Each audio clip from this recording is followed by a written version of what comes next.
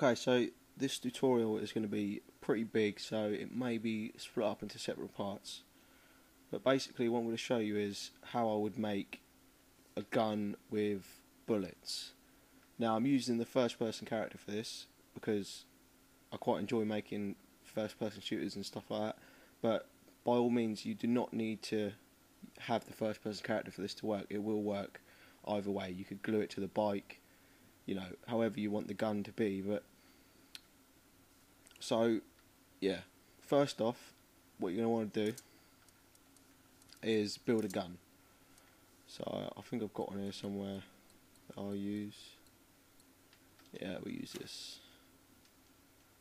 So build your gun however you want it to look, glue it together, and then grab yourself a dummy object from the common section, snap it to the driving line and just stick it on the end of the barrel.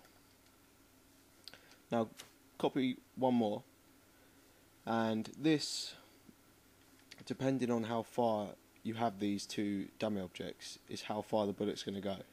But bear in mind, you can't have it all the way out here. Or you can, but it will cause you to do a less complex track, because this physics bubble has to be in the area. So it has to be behind the game character and the length of the two dummy objects as well for the bullets to register. You can make it bigger, but it will lag the game out if you have a lot of stuff in the game as well. So for this I'm just going to do quite a short one. What you want to do is glue these two dummy objects to the gun. So I'm gluing that one and I'm gluing that one. Now in triggers and events you're going to want to get an impulse trigger, interval trigger, object position event. I'll glue these up as I go, but try and follow along, so you glue that to that. You always have to have one of these attached to one of these anyway. And then in data source you're going to want to pop out 3 of these linear data sources, curved data sources, sorry, and just leave them there for now.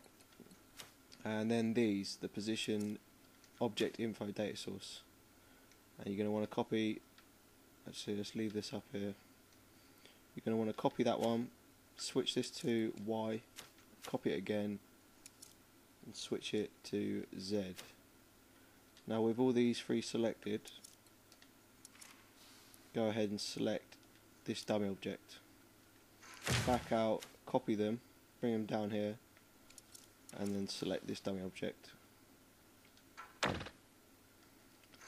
Right, now to link all this up, you're going to want to grab this first curved data source, and where it says start, hit Y on that. You're going to want to attach it to this X here. So obviously start, you want the bullet to start at the barrel of the gun and end over there. So start there, end, hit Y again, attach it to this X, and do the same for the other two. Start there, end there, start there, end there. Right, now in here uncheck the local box, and these positions X, Y and Z is going to want to link up to these curved data sources, depending on what. Obviously if you glued this one to the X's, the X goes on that one.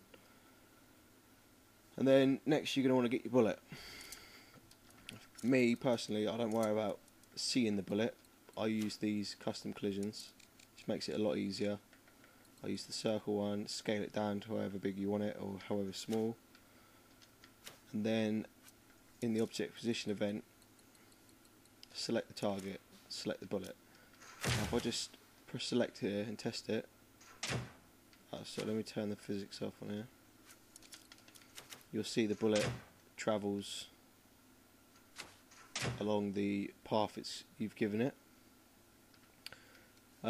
In these curved data sources, select all 3. Now your duration is how fast you want the bullet to travel. I like about 25 to 30.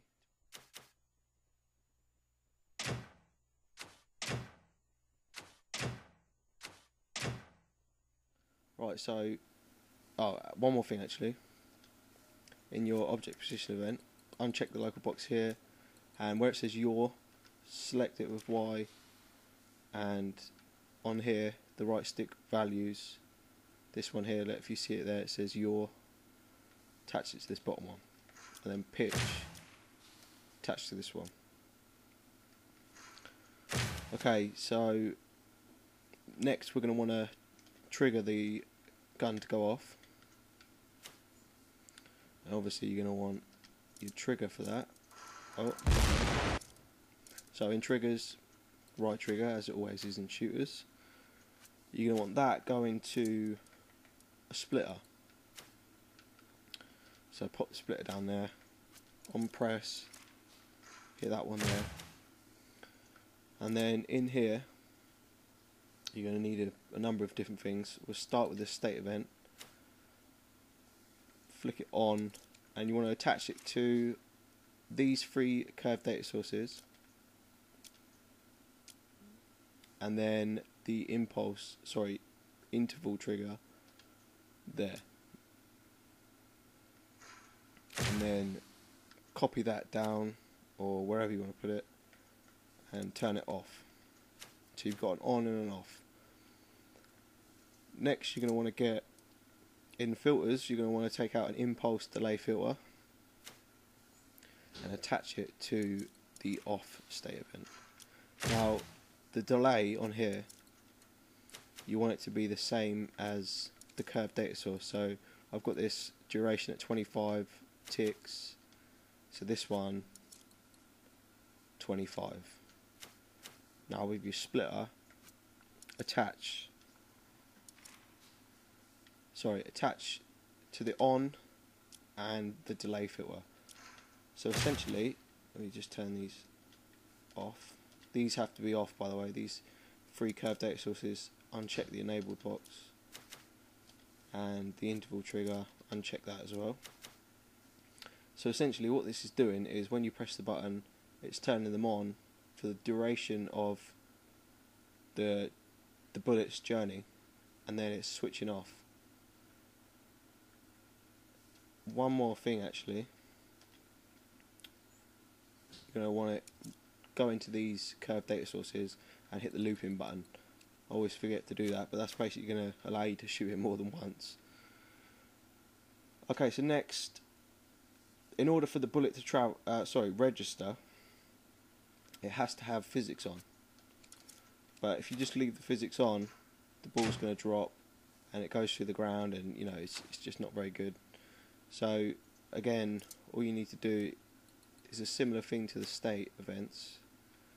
You have one on, you attach it to the ball or your bullet, and then copy that, have another one off. Just uncheck these. No, I don't want the gas tank. Uncheck the physics, and then the same thing, delay filter, attach to the off, and the splitter goes to the on and the delay filter. So now the same thing, when you shoot the gun, physics are coming on for the duration and then turning off.